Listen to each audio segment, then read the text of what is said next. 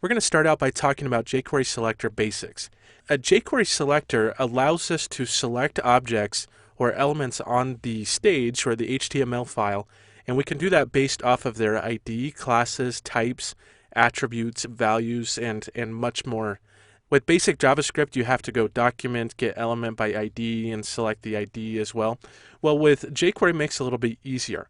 All selectors in jQuery start with the $, and then parentheses, and then inside of those parentheses is where you select the object that you want to talk to.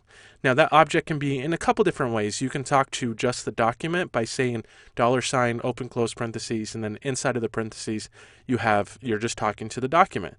So in this case, this first line is we're talking to the document ready. When the document itself is ready, we're going to run a function. Now, after that, you can then, if you want to talk to every single button in your elements or inside of your stage, if you only have one button, that might work, but if you have several buttons, then it will all run this function. And so in this case, it says button.click, and it's going to run that function in there.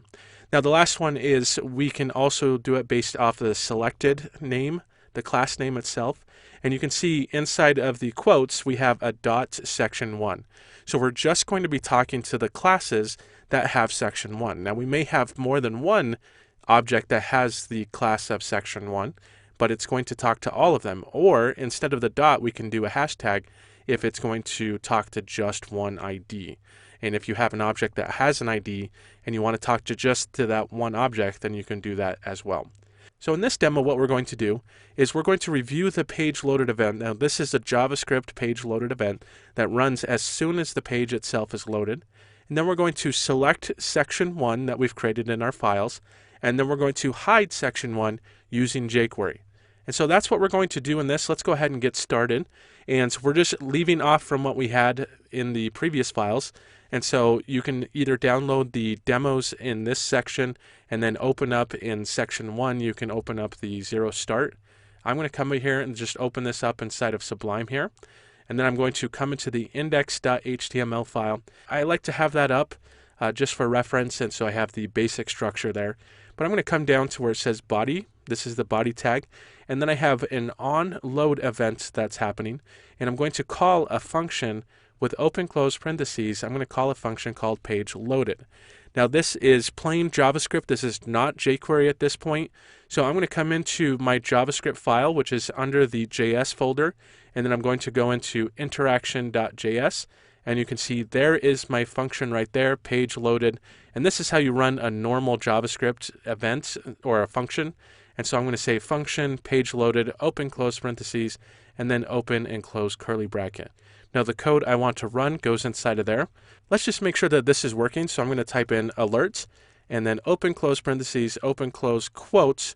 And inside of the quote is the text that I want to have alert. So I'm going to say hello there.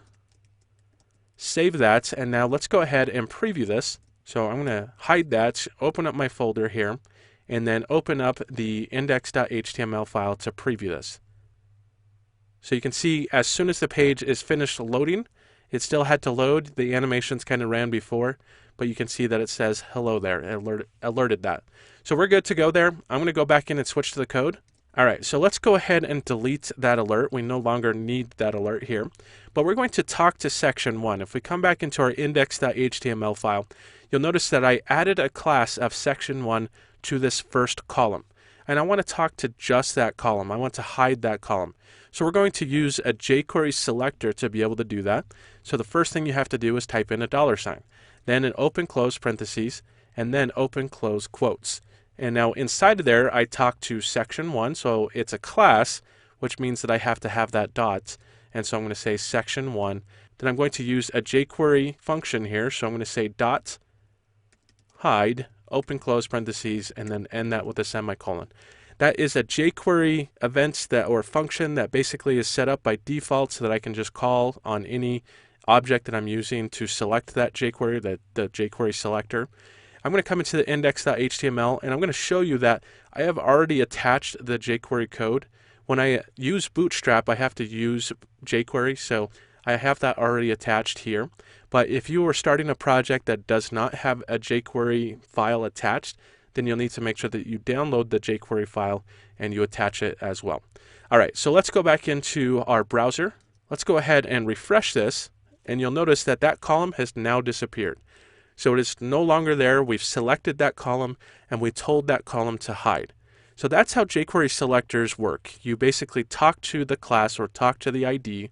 If it was an ID, then you would just use the hashtag in here where it says section 1. But I would need to make sure that that section 1 is not a class defined by class, but it has an ID, and it is defined by section 1 there as well. So either way, when you're using IDs, you need to have just one object that has one ID. You can't have one object having the same ID in several locations. That's where classes come into play. I could use section 1 in different areas if I wanted to, and then using jQuery, the jQuery selector, I can talk to all of those section 1s. But that's how you get started with jQuery selectors, and in the next section, we're going to go ahead and add a class that has not been added in HTML. We're going to add that in the JavaScript.